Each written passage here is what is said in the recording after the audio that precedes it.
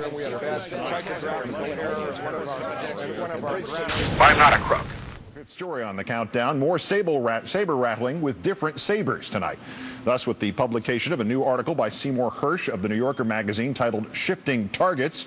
Mr. Hersh, who joins us presently, having long warned that the Bush administration has been seriously plotting for war with Iran, now reporting that the White House is changing the why. Instead of a broad bombing attack against the nuclear facilities of Iranian President Mahmoud Ahmadinejad, the administration now planning for surgical strikes against that country's Revolutionary Guard Corps, the same Revolutionary Guard Corps that last week 76 U.S. senators voted overwhelmingly to urge the State Department to declare a terrorist organization.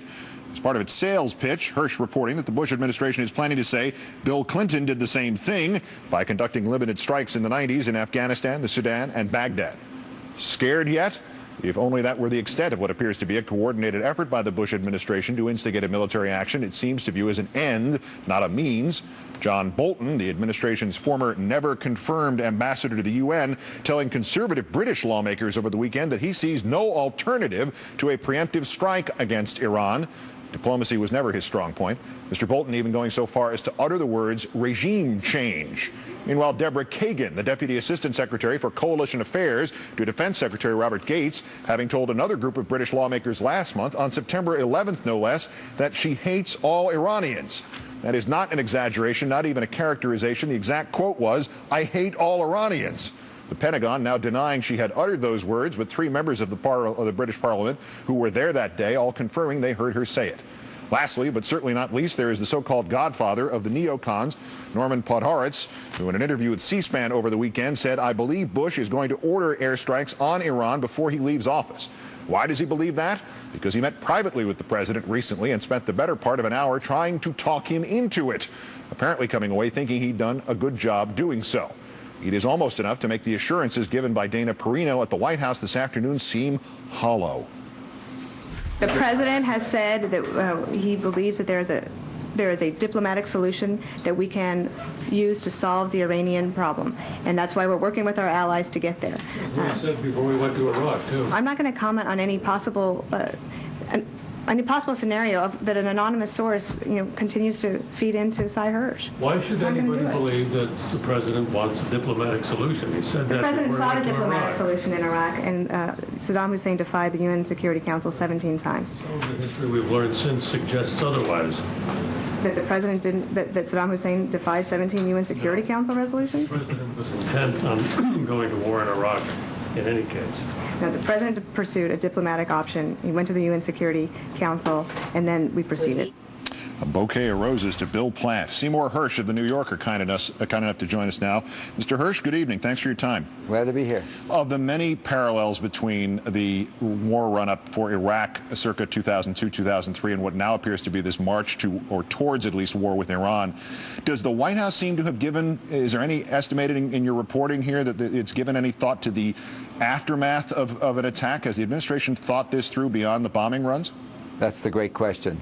I can't give you an answer to that question. I know that they've been told the consequences would be. I know that the intelligence community is very worried about what they call asymmetrical warfare. In other words, Iran can respond not necessarily against us or against Israel, but maybe hitting oil targets in the Gulf to drive the price up, triggering terrorism somewhere around the world. It's very hard to know if they're fully aware of the consequences, because there is a lot of braggadocio that I hear about inside about with this new change, it becomes easier in a sense. You're not talking about 1,000 points of light, 1,000 bombing missions. You're talking about much more narrowly gauged missions that will get the international community, perhaps even Britain, to go along. It's not so bad. We're only going to be hitting the boys that have allegedly been killing our boys in Iraq. You wrote in the piece now that that as part of the significant increase in the tempo of attack planning in mid-August, senior officials told reporters that the administration intended to declare Iran's Revolutionary Guard Corps a foreign terrorist organization. Well, coincidentally, last week by this 76-22 vote, the Senate passed the Kyle Lieberman amendment. And lo and behold, it urged the State Department to designate the Iranian Revolutionary Guard Corps as a terrorist organization. Because of Democratic pressure, there were changes made to just about everything else in that resolution. Is it a coincidence that the part about the Revolutionary Guard seemed to be the one section that made it through intact? I don't think so. There's been a real campaign. The White House has sort of shifted, even in public. You can sort of sense it. You can actually track it. They can't sell the nuclear, that Iran's a nuclear threat. That just didn't work. The American public did not buy it. They just, having gone through the WMD issue with Bush on Iraq, they weren't getting traction. But this new gambit, this new idea that started coming up earlier this summer, that the reason we're having trouble, the debacle in Iraq, is not because of the debacle we started, but it's because of evil Iran. That's why we're losing the war and we're in such trouble in Iraq. The Iranians are the key. That all started this summer.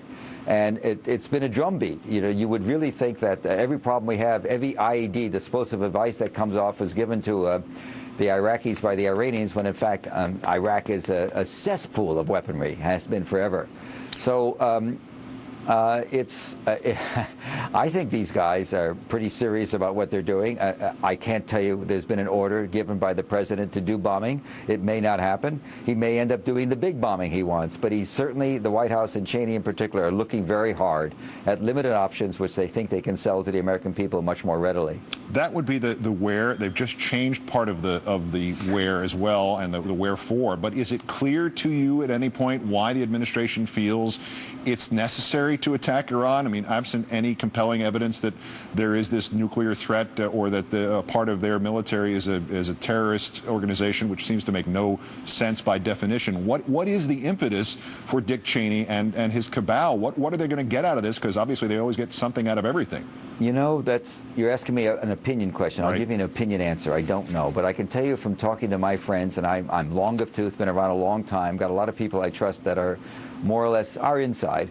I don't like talking about it, but the bottom line is it's real easy. You heard the White House spokeswoman today say, we're interested in the diplomatic track. Well, all he has to do is start talking to them, and then you get diplomacy. And he's not talking to them. He has no interest in talking to people he doesn't like. He doesn't want to talk to the Syrians, the Iranians, Hamas, Nasrallah, the Lebanese one-time terrorist group. He doesn't want to talk to people. If he would talk to them, I could say to you that there's some reason that we might not go to war. But the only thing you hear from inside is that these guys really want to do. And I have this wonderful quote in the magazine this week. Somebody saying to me, basically, that Cheney and Bush really don't, you know, in terms of the Republican future in the election in 2008, presidential election, the quote is, Cheney and Bush don't give a rat's ass about the future of the Republican Party when it comes to this. Lastly, you know what the White House response to your article today has been, that you're always writing articles about increased preparations for a war with Iran. I think I know your response to it, and I think I agree with it, but what is your response to that response? Listen, this was light. Usually they go after me personally. When I did Abu Ghraib, stuff in the Abu Ghraib, they had a Deputy Assistant Secretary of Defense accuse me literally, he said, of throwing crap against the wall to see what sticks. And this is when I had photographs in print. So this is a pretty light response, simply to say that, you know, how dare you commit journalism? And repeatedly. Hersh of The New Yorker, great thanks for your time tonight and for the diligence of your reporting, sir. Thank you, sir.